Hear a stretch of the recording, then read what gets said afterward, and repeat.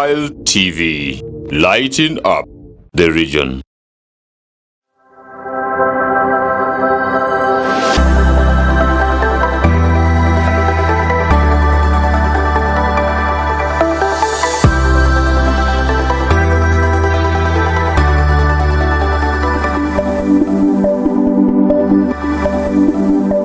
Uganda has approximately a population of 13.1 million women aged 15 years and above, and every year these women are at risk of getting cervical cancer. We see every year Uganda recording new cases of cervical cancer, 7,000 new cases, and of these 7,000 cases recorded every year, 4,500 women die as a result of cervical cancer. Hello and good morning, my name is Sunday Junior Tom. You're most welcome to the DAKTARI show, and this is a health educative show which airs every Thursday here on National TV from 10 a.m. to 11 a.m. Today we are going to tackle cervical cancer, and you have seen the statistics, how it is soaring. Almost 3/4 of the people diagnosed with cervical cancer in Uganda every day die due to poor management. Today we have someone who's going to take us through the field of cervical cancer. What is cervical cancer? How does it present? How can it be managed, and how you can prevent it in your community? And this one is a disease affecting women. You also clarify for that whether men can get cervical cancer. Hello and good morning. You're most welcome, Mr. Amanya Victor. You can introduce yourself to the viewers. Hello everyone out there. My name is Amanya Victor, a student of Bachelor of Science in Nursing at Mon University. I'm here to take you through cervical cancer, as the colleague has said. According to the statistics that were done in 2023, it shows that cervical cancer, out of the 6,000 cases that are confirmed every year, over 4,000 cases die because of cervical cancer. So that one tells us how this cervical cancer is a burden amongst our women in this country. Okay. Yeah. All right. Thank you very much, Mr. Maya Victor. So a viewer outside there, we are talking of cervical cancer. They may not know what cervical cancer is. Maybe what is cervical cancer to the viewer outside there? Yeah, as the name suggests, cervical cancer, this is the cancer that affects the cervix in women. Men cannot have cervical cancer because they don't have the cervix. So that's why specifically we talk about women. That's why we are going to be talking about women, because it affects the women. Yeah. So how does it always present? Like maybe someone has cervical cancer. How can they know I'm having cervical cancer affecting me? Yeah, if someone has cervical cancer, these people normally present with pain, most especially during sexual intercourse, because it affects the cervix. Then these people may also have discharge from the cervix through the vagina out. They may also have irregular or prolonged periods. They have changes in the way they experience their periods because of this cancer. Also, the pain may be too much in the lower reproductive system, because that is where it is located. So those are the simple presentations that these people normally see, and they may think they have this cervical cancer. Okay, so indeed it's mainly a pain presentation. Yeah, that is what people normally come complaining with. Okay. Yeah. And so maybe now, what is the cause of this cervical cancer? Because it's worrying. How can almost 3/4 of the registered cases die? Yeah, so what causes cervical cancer, and which things can put someone at risk of getting this cervical cancer? So cervical cancer is caused by a virus, human papilloma virus, or what we can call HPV. So this virus affects the cervix, as we have said, and there are so many things that predispose a mother to this virus. First of all, if someone has multiple sexual partners, when this virus is in men, for it has no problem because men do not have the cervix, so they will not manifest with it. But these men, if they have sexual intercourse with these women and then they transfer the virus into the woman's reproductive system, then it gets where it manifests. So it brings the clinical presentations, as we have said. So the cause is the HPV, the human papillomavirus. And more so, if a woman is immunocompromised, these people, immunocompromised. So maybe they actually may tackle in. Yeah. If you may ask, what is immunocompromised?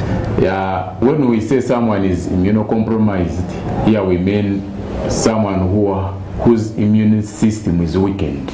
Wow. Yeah, and there So, like which people always have their immune system weakened? Yeah, there are so many conditions that weaken a person's immune system. For example, most of the chronic diseases, diabetes, HIV, and many others as people can mention. Okay. Yeah. So mainly, also being like having a low immunity also can put you at risk of getting affected by this. It's a virus. Virus, yeah. Okay. So when someone has come to the hospital, they have got this presentation, and maybe pain, discharge. Do they also have bleeding? Yeah, they have bleeding. Okay, maybe a woman is bleeding.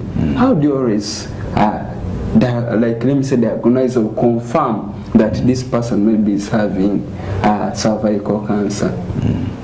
So when someone comes presenting in that way, we have so many tests that we can do to confirm that this mother has cervical cancer. The first one and the commonly used is the pap smear. Yeah, so they get a swab and they collect some sample from the cervix, and then it helps us to confirm that this person has cervical cancer. Okay. So hope our dear viewers are getting to know how these health workers get to know that you're having cervical cancer. You go, they do their swabs. As long as you have pain and you are a woman in your reproductive ages, let's say we said 15 and above, please, you are having pain in your lower regions of the maybe lower belly regions, and also you're having discharge or even you're bleeding, please endeavor to go to the hospital to be diagnosed such that they can know whether you're having cervical cancer or not, because it can put you at risk of maybe losing your life as it's going to take her through the complications. So maybe after diagnosing, maybe confirming someone is living with cervical cancer, how do you always manage these people, the home treatment and also the treatment in the hospital? Yeah. So the first thing that we encourage mothers to do, because mothers experience this cervical cancer differently. Someone may come with pain, another one may come with bleeding. So when a mother experiences these signs, we encourage them to come immediately to the health facility. Because with cancers, when we do early detection, the better. Yeah.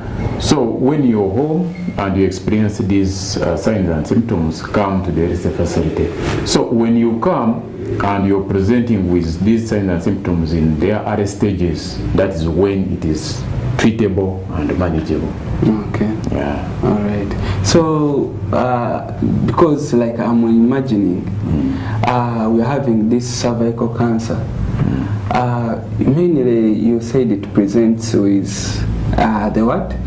The bleeding and the discharge and the pains. Are there some changes which happen in the private parts of these women? Yeah, changes occur. Like which ones? Because when you look at cancer, cancer is just the abnormal growth of the cells. So the cervix will not remain in its normal shape and the position because of this cancer. So even the pain comes because the cervix has gained some changes in the shape and its position. So in that process, that's why you feel the pain, changes occur. but you will not see them because the cervix is inside. Okay. Yeah, because there are some people always say like you find things growing outside around the private parts, especially for the ladies. When it proceeds to the late stages, you may be able to see that. So meaning it has also stages. Yeah, it has stages. Maybe if it's fine, you can also tell us what are those stages of cervical cancer. So for example, like stage 1, this is where you find the cancer it is still on the depending on the cells of the cervix, you find the cancer has not yet entered the cells inside, it is still on the top. So when it reaches stage 2, it has started entering the cells. In stage 3, it has entered deep inside the cervix. And in stage 4, here the cancer starts spreading from the cervix going to other parts of the body. Okay. So meaning when someone sees these outgrowths on the outside or maybe the outer regions of the private parts, it means now it has gone like to stage 4. Okay. So also maybe if you may ask, can someone who has like this cervical cancer, can it be maybe transferred to other parts, maybe to the mouth regions or something like that? So cancers, when not treated early, when they have already reached the late stages, as I've told you, these cancers spread. So because when you look at the pathophysiology of the cancer, it spread through the lymph nodes and the lymphatic system. It may spread from the cervix, and you find now the abdominal organs are affected. Now they are also developing cancer. So that's why we encourage, at least when you experience these symptoms and the signs, come to the health facility, we give you early treatment. Because also once I was at the hospital there, then a doctor found someone with also outgrowths on the mouth, and this lady had this cervical cancer. So the doctor said that this lady, why she has this outgrowths on the mouth, maybe she was also engaging in other sexual activities like these oral sexual activities. So like the virus can be transferred from the private parts to the mouth. The cancer spread, as I've told you, they can spread via the lymphatic system to other parts of the body. Then also, when you talk of the mouth, that one brings us, because I've told you when you have multiple sexual partners, it is one of the predisposing factors. Some people have oral sex. So if people are having sex in that way, it is possible the virus can be transferred into the person's mouth during oral sex. Okay. All right. So also maybe to ask, sometimes maybe you told us that people are at risk of getting this cervical cancer, they are the ones aged 15 and above. Why should a parent at home who has some girl babies be worried that maybe when my child reaches 15 and above, she'll be at risk of getting cervical cancer? Why meaning that age group and above? We believe from 15 years, these girls, of course, they are adolescents. And these girls normally engage themselves in sexual activities. You never know, because you have the child at home, everywhere you're not supervising the child. So the child may get engaged in sexual activities, and the man that the girl has encountered might be with the virus.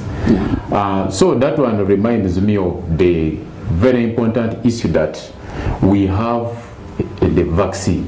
The vaccination that we do among these children, mainly we encourage it for children below 10 years, because we believe by 10 years these girls have not yet engaged themselves in sexual activities. So that is the good news. Cervical cancer is vaccinated, and when it is vaccinated, once you're vaccinated, meaning your risks of getting this cervical cancer, they are very, very, very low. So, maybe in the prevention there is a vaccination. Exactly. Okay. So maybe also before we go into the vaccination, maybe we assume there is a viewer outside there. She found herself, she's having this pain, the discharge, and she's reluctant to go to the hospital to be screened whether she has this cervical cancer. Which complications can she develop as a result of delaying to come to the hospital to be managed, and also failure to go on treatment? Which challenges complications can she develop? Yeah. So one of the things that occurs, I've told you, we have metastasis of cancers. So in this process, the cancer spread to other parts. When you delay to screen, when you delay to manage, cancer spread to other parts of the body. That is the most common complication that occurs in these people. Then also, if you have these cancers, of course, you will not be able to produce. Oh, so it can put someone at risk not to produce. How? Exactly. Maybe you can explain how to the viewers. You know, the cervix is the entry part of the uterus, and when cancers affect that part, you're trying to conceive. The uterus might not be able to accommodate the growing baby, so eventually comes out. Oh, so the uterus can come out itself?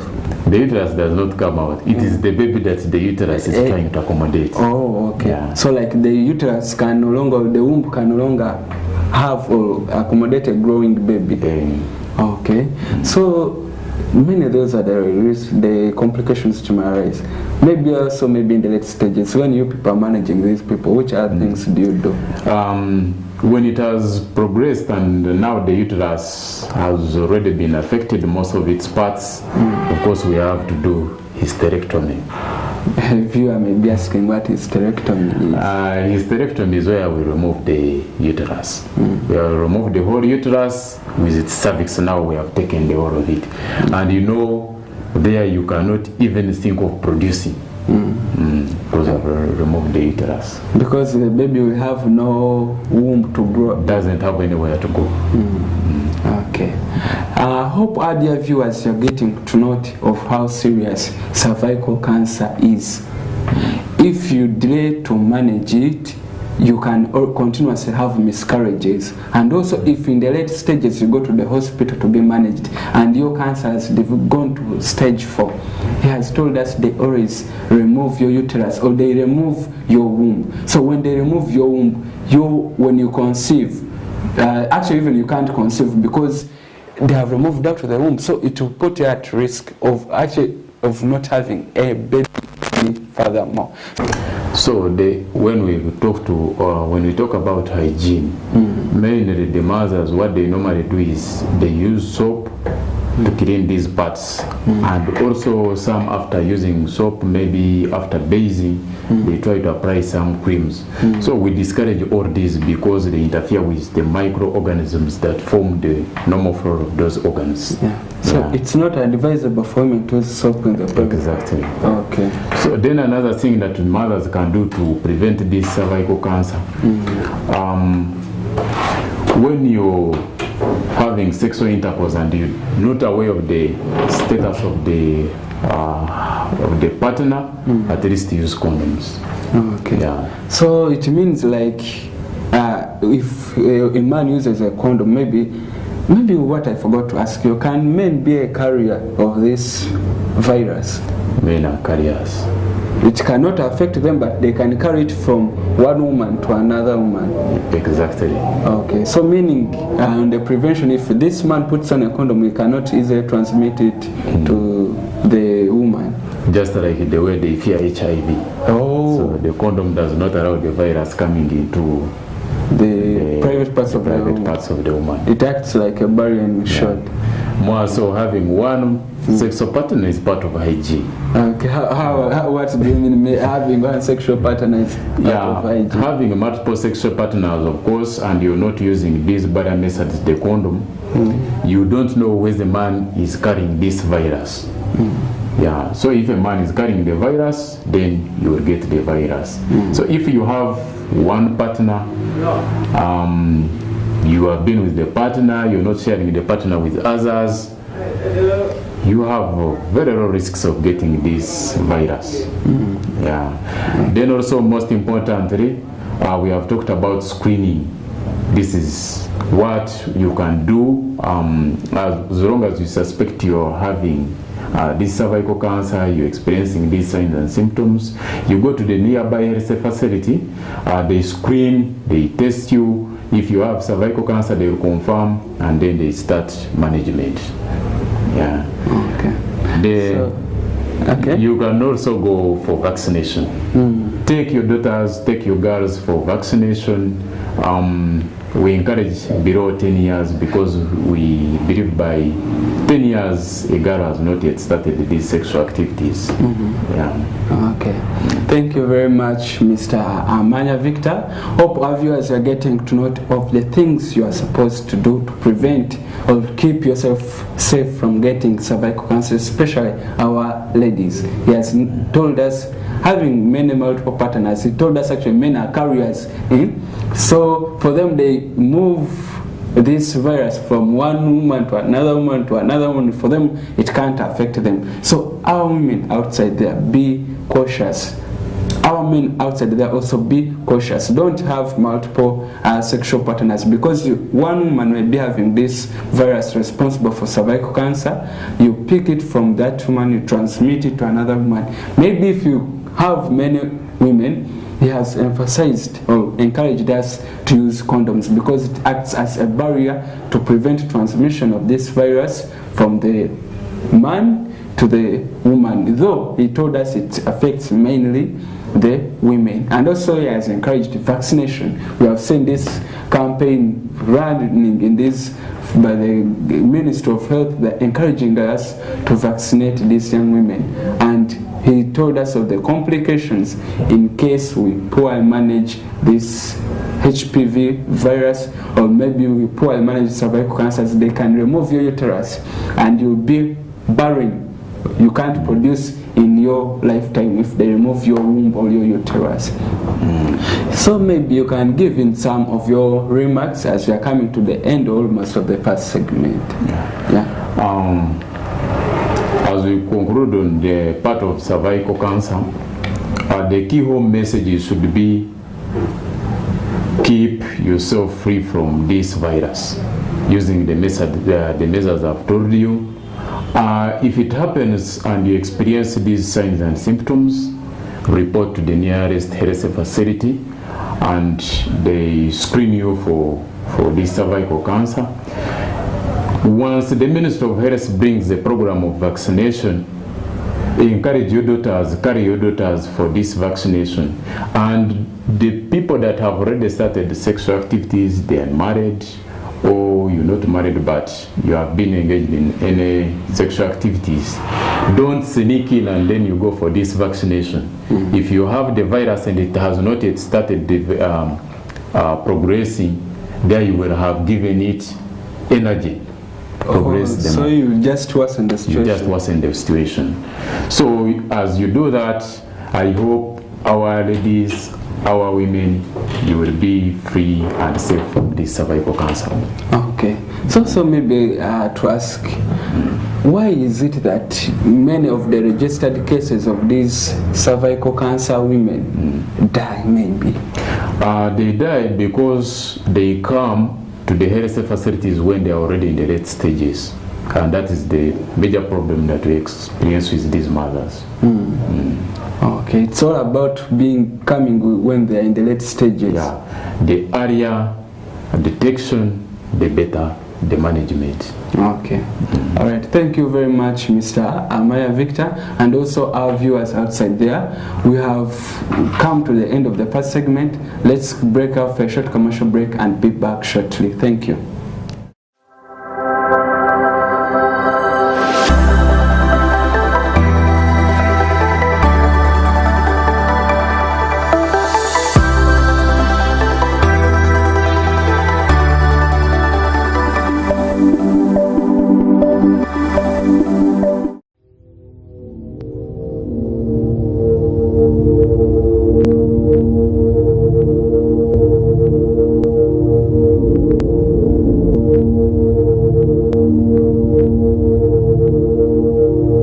West Nile TV, lighting up the region.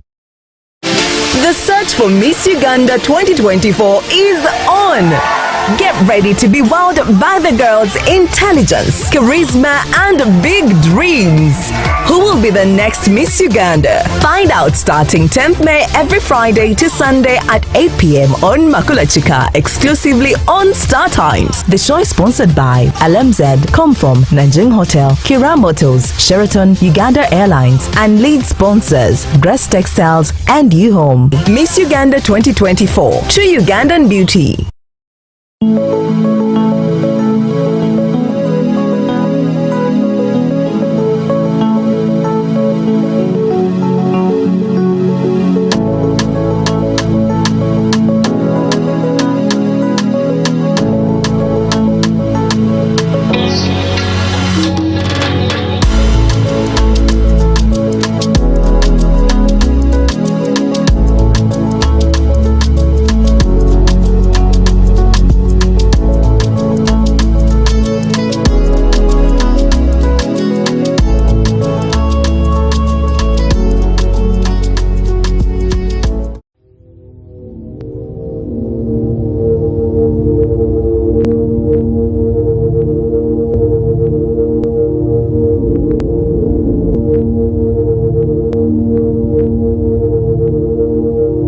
West Nile TV, lighting up the region.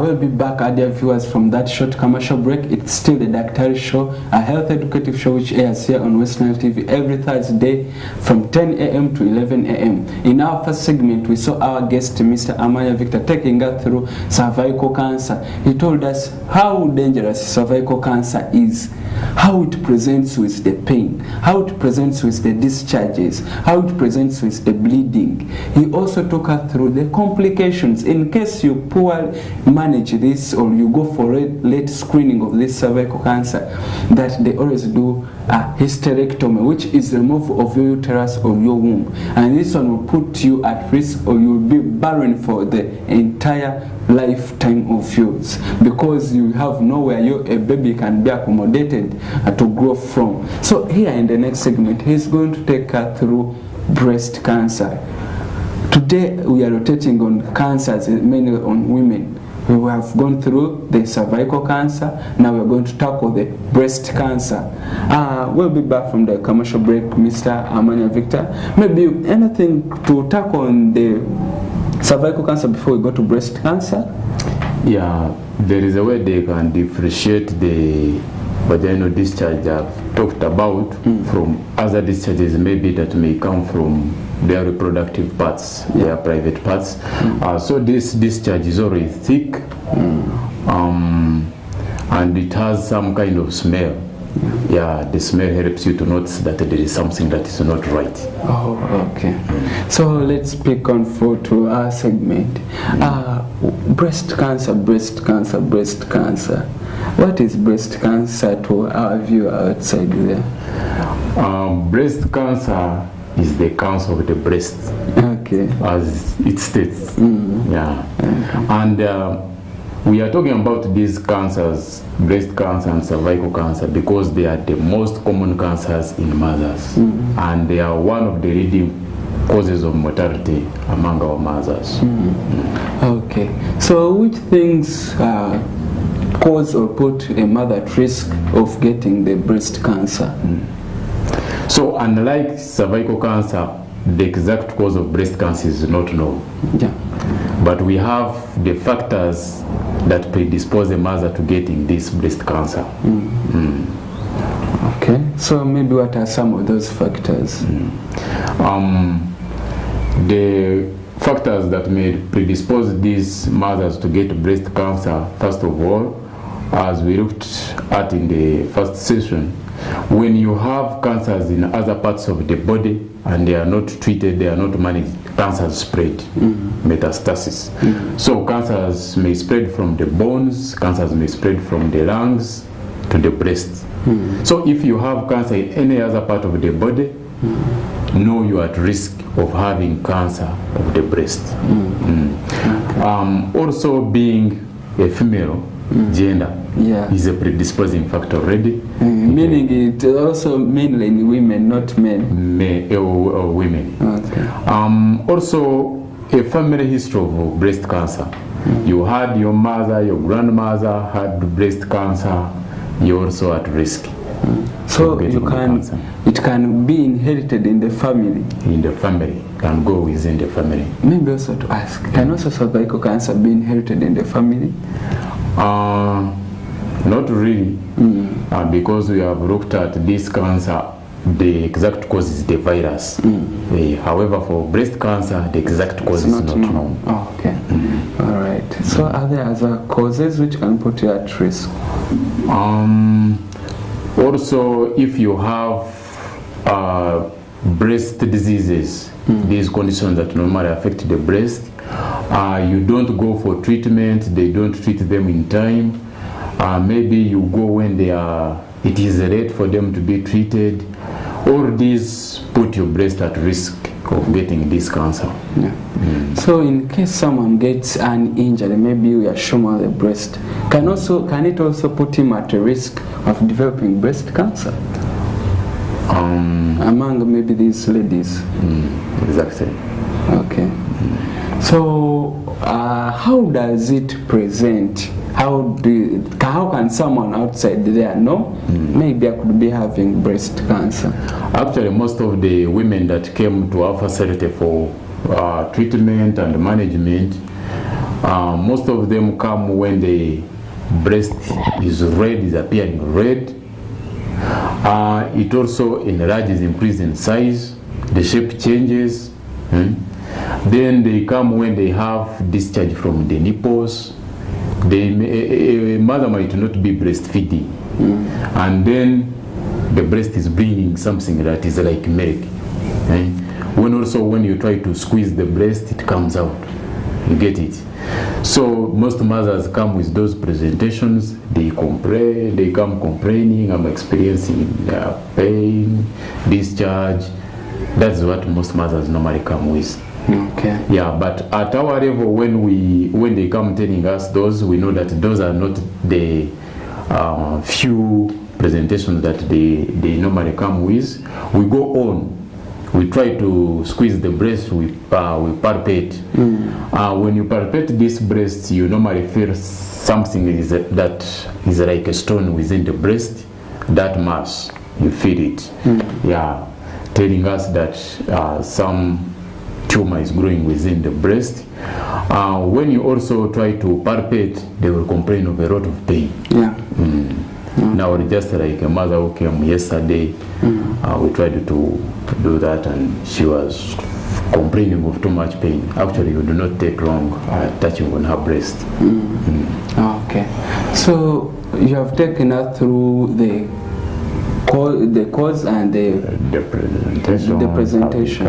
Yeah. So a viewer outside there can be asking, how can I continue? Are there ways maybe a lady can continuously always check her breast such that when she notes unusual changes, she can start questioning whether she's having breast cancer? So as a woman, when you're at home, we encourage you to continue examining your breast. You can do it by yourself. Maybe how can they always do the breast exam? When you're breastfeeding, or let's say you're a mother, you're not breastfeeding, try to squeeze your breast, what we call palpating. You try to continue squeezing your breast. When you feel these masses, something that is like a stone, just know that is an abnormal appearance within the breast. Ideally, the breast is a soft tissue. Should not have something that is like that. You're feeling a lot of pain. You don't expect to be having the pain. When you squeeze, the discharge is bringing itself, not milk. you just know something is not right with the breast. Okay. So does this breast cancer also affect the color changes of the breast, the skin? Exactly. The skin, one of the changes that occur is where the breast becomes red because of the abnormal cells that are forming within the breast. Then also scarring may occur. Scaling? Yeah, scaling. You know a fish. A fish has scales. So when you touch on its skin, when it is dry, those scales start to get off. That's how the skin can appear of the breast. The skin starts losing the something that is white, so it starts peeling off. Or like peels off. It peels off. It starts peeling off. So they can observe that also. Can it also affect the nipples, that tip? Yeah, it can affect the nipple in a way that, of course, when there is a discharge, means that those small holes on the nipple, they are still there. But a time comes when the cancer closes the holes of the nipple. The nipple might even pull back. You know, the nipple is always pointed outside. On the outside surface of the breast. It might go deep back into the breast, and you don't see the nipple completed. Yeah, so the nipple pulls back. Okay. All right. So, are they the same procedures you use to diagnose or confirm that a lady is having breast cancer? Also, the tests are very many that we can do to confirm that the mother has breast cancer. First of all, is the one that you have done by yourself, the one I've told you can do when you're at home, trying to examine physically. That is the first one. So when they also come, there is what we call the mammogram. We do that. There it is just like using an X-ray. We look into the breast.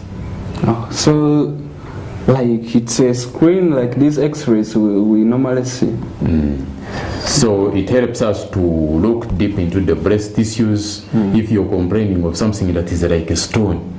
So this mammography will help us to see where is that stone you're complaining of, how does it appear, and what is its size. So like it can also be seen on this like X-ray, Yeah, we can be able to see that. Okay.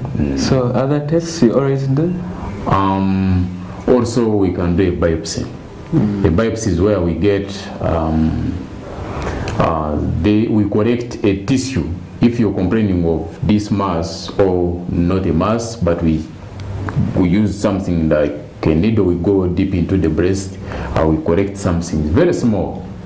Yeah, so that tissue or the sample that we collect from the breast will help us to examine to which extent the cancer has reached. Yeah. Okay. So you have taken us through how you always confirm or diagnose these patients who are having breast cancer.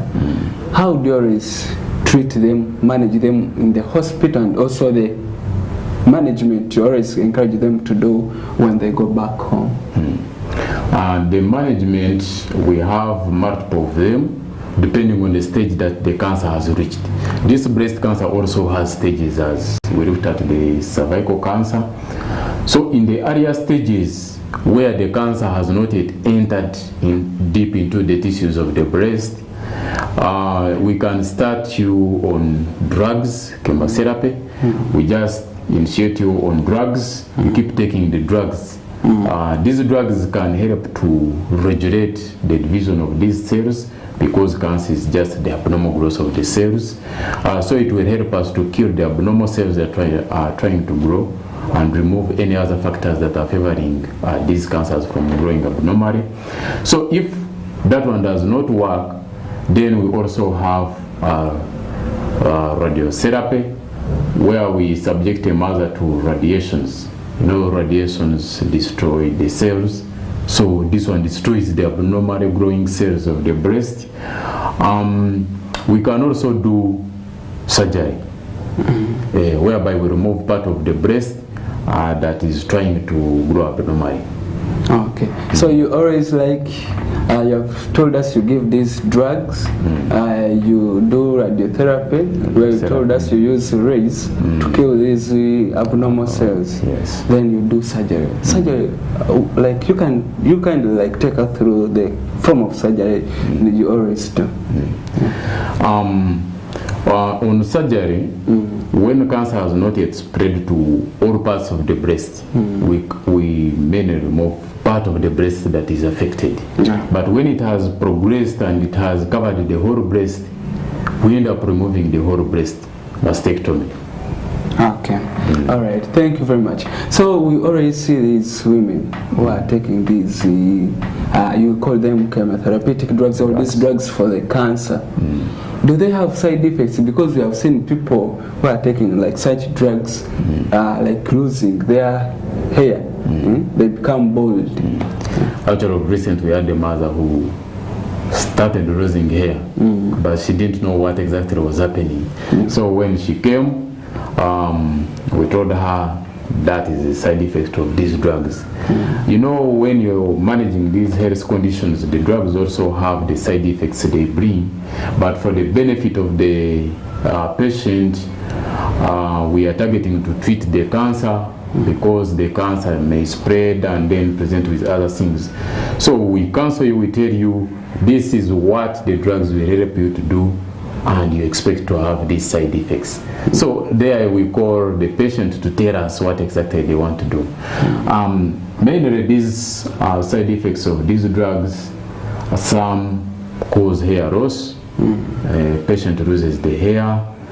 Also others, when they take these drugs, they vomit, they have GIT upset.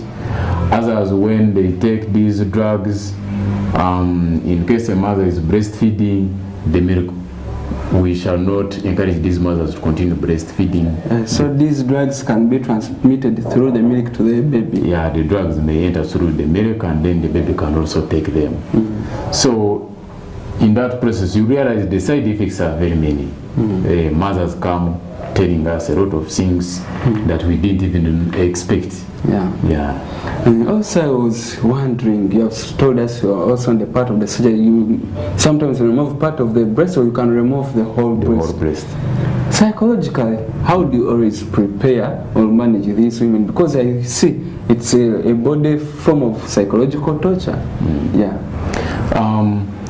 When you have a disease, when you have a condition, you know that the first thing to believe in yourself is knowing that you're already sick. And when you're sick, we give you very many ways how you can deal with your sickness. We tell you, we bring the family members, we tell them this is our patient, we are going to do this and this. And for example, when we remove the breast, we tell the family members the reason as why we have removed the breast. They should not avoid you because you have, let's say, one breast, or maybe we have removed the whole breast. They should know, so that when they are dealing with you, they don't mistreat you, they don't avoid you. Also, you yourself, there is a way we can motivate you, we can talk to you so that you develop the confidence within you. You know the reason why we removed the breast, it was for your good. Okay. Also, maybe do you always have some artificial breasts you can give to these ladies? No, we cannot put artificial breasts. Some women can just put to camouflage. So when you have removed the breast, you may think she still has, yet you have just put these artificial breasts. Yeah, those ones, they can go. Maybe there is no artificial breast that we can put. Maybe some mothers go and they make some they get clothes and make something that is like a breast, and they put it there, so that when they appear in the society, they don't think that they don't have a breast. But for us, we don't give anything that is like that. That will be on the decision of the mother to do that, but without interfering in the skin. Okay, so like on this treatment, you told us these ladies sometimes they get side effects of vomiting, and maybe hair loss. How should they be? I think these drugs, they take them daily, these chemotherapy drugs. Exactly. Okay. So how can someone outside there in the community who's taking these chemotherapy drugs manage himself or manage all these complications? Nutrition wise, which foods are they always encouraged to take? And also if they are vomiting, I see them losing a lot of fluid. So how should they always manage such complications? Actually, most important to note is that these cancers, one of the conditions that compromise the immunity. That's why you see these people who are losing hair, getting very many infections, because it compromises the immunity. So we encourage these mothers, when they are taking food, when they are drinking, first of all, they have to drink enough. A lot of fluids. Take enough fluids. Water, let it be water, milk, porridge, juice. Drink enough. But we shouldn't tell you drink enough and then you think of drinking alcohol. Yeah. That's what's in the someone may think of alcohol as drinking. Alcohol. Okay. So when you're eating, at least include foods that are rich in nutrients needed by the body in your meal. Have greens, sukuma wiki, cabbages, paste them. Eat these local foods of ours. Eat these local foods of ours. Inyasakaro. Those are very rich in nutrients that we need. Mukene, silverfish. Those are very rich in nutrients that can help your body to keep with its immune system boosted. Also, like take ginger. Those are small foods that can boost your immunity. So as long as you're dealing with these chemotherapeutic drugs and you're considering your nutrition, you're considering your food intake, they will help you a lot. You can even prevent these side effects of these drugs when you're doing that. Okay. All right. Thank you very much, Mr. Victor. Hope our viewers are getting to note what ladies who have breast cancer, whenever they're on chemotherapy, nutrition, take a lot of fluids, nutrition, eat food rich in nutrients. It be proteins, take the silverfish if the man is not there, if it's there, buy the big fish, take, do they recommend the red meat? Red meat? Yeah. Okay, you can take the meat, take food rich in carbohydrates, take the enyasa, our local food, take the rice, take the potatoes, and such that it can continuously boost your body and your immunity to fight against these abnormal growing cells. So maybe again to ask Mr. Victor. Yes, please. Which complications? Okay, we can leave the complications. How can someone in the community prevent herself, because it's mainly the ladies, prevent herself and the family from getting breast cancer? Yeah. How you can prevent yourself from breast cancer is, as we have said, these cancers can be transferred within the families. When you have a family history of breast cancer, and the first time you try to experience these symptoms we have talked about, don't wait to come to the health facility. Come to the health facility, be screened, and they initiate treatment when it is still early. Another thing, of course, the hygiene. When you maintain good hygiene, you're preventing yourself from getting any other infections of the breast, because recurrent infections of the breast are also predisposing factors to breast cancer. Keep examining your breast frequently. How often should a mother always examine her breast? Maybe in a week, in a month, in a year? Every day you're supposed to be examining your breast. And you showed us it's just a simple technique the mother can do. Maybe before bathing, after bathing, when you're dressing to go for work. Yeah.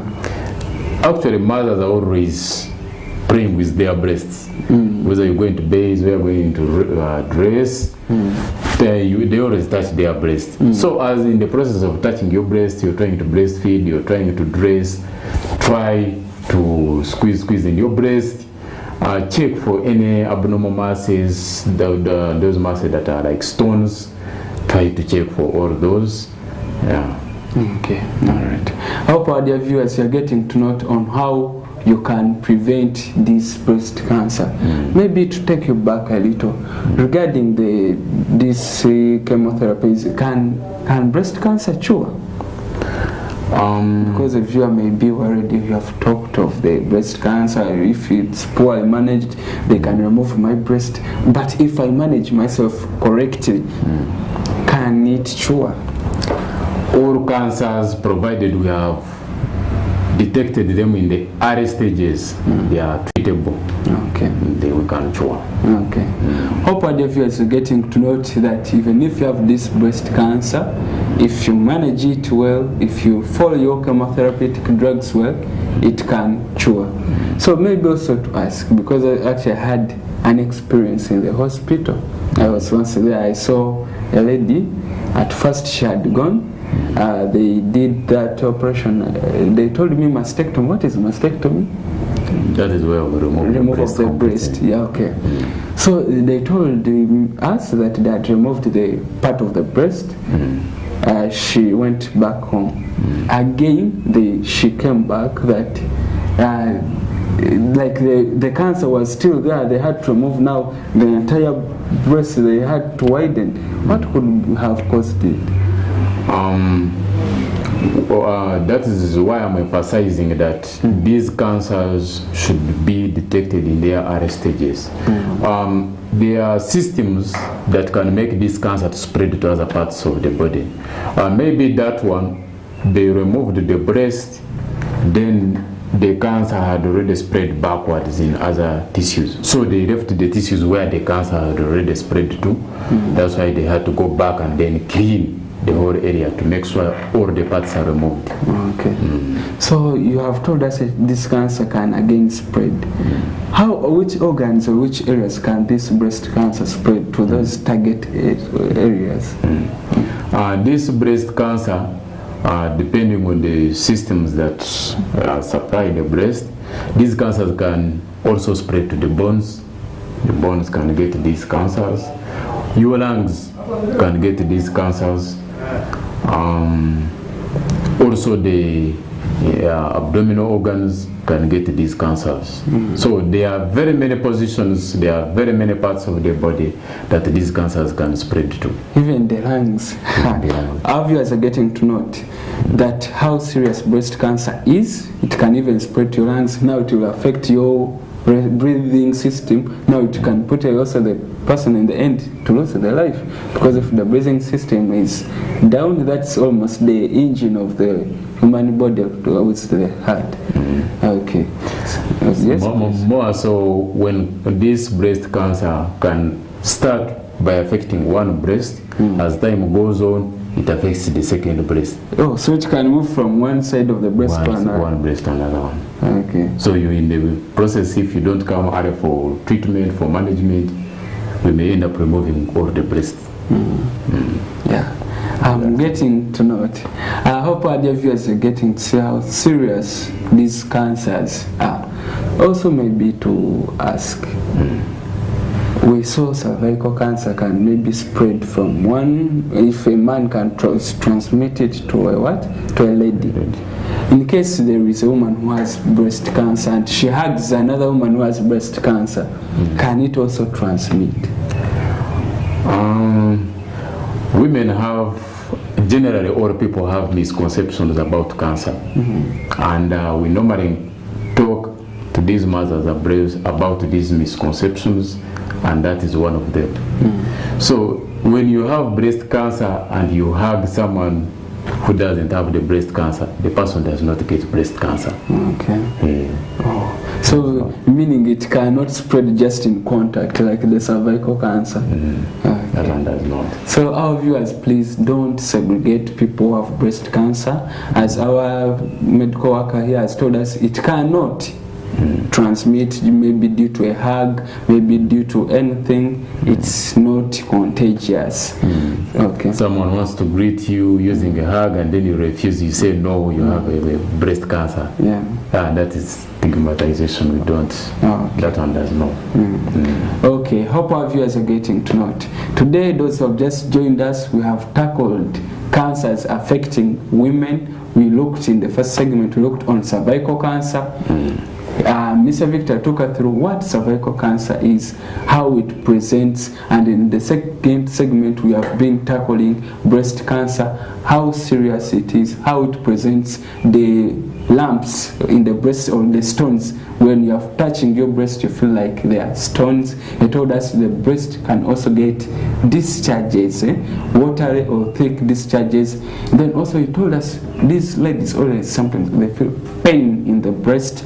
They also the skin reddens because these tissues are abnormally growing or they're getting inflamed. Also you find these ladies present with this thickening and the swelling, and also he told us sometimes these ladies, the skin around the breast peels off, and also he told us due to poor management, the cancer can spread from one breast to another breast and also can spread to other organs, the lungs, maybe your GIT system, your eating system, it can the bones. So it is serious. So in case you get any of the signs of breast cancer, please immediately rush to the hospital. Immediately also you get signs of the cervical cancer, which he told us, please rush to the health center or to the hospital to be managed, because in breast cancer he told us in the late stage they can do mastectomy, which he told us is surgery where they remove the breast.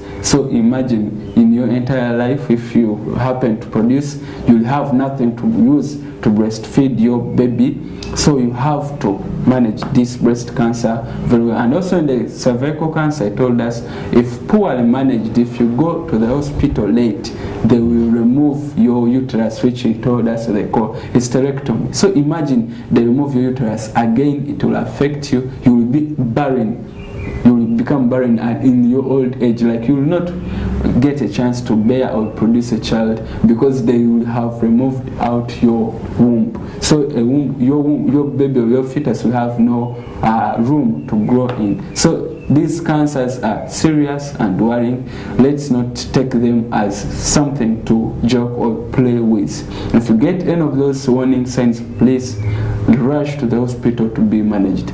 Maybe Mr. Victor, you can give in your conclusion remarks and tell us whether these cervical cancers can be prevented or not, as we are coming to the climax of the program. Yeah, for the cervical cancers, I told you the major part that we do is vaccination. When the Ministry of Health comes out with a program that is calling people to go and vaccinate, carry your daughters, carry your baby girls to come and vaccinate. And for the mothers or for the girls that have already engaged themselves in sexual activities, do not make yourself get vaccinated. You will worsen the situation. Also, I've told you the preventive measures that we can use of the two cancers. Mothers, take note, cancers are life-threatening conditions. They are one of the leading causes of mortality among our ladies in the country and globally. Okay. Thank you very much, Mr. Victor, for giving in your time to come and educate the viewers of Western TV. We know you're a man of busy schedule, so we don't take it for granted you to come in and educate the viewers of Western TV. And indeed, we are grateful. We have learned a lot today, and also it has educated us on how to prevent these cancers. I've been Sunday Junior Tom, your host for the DAKTARI show here on Western TV, and this program airs every Thursday from 10 a.m. to 11 a.m. till we meet again next Thursday from 10 with another exciting story. Have a blessed morning. Bye-bye.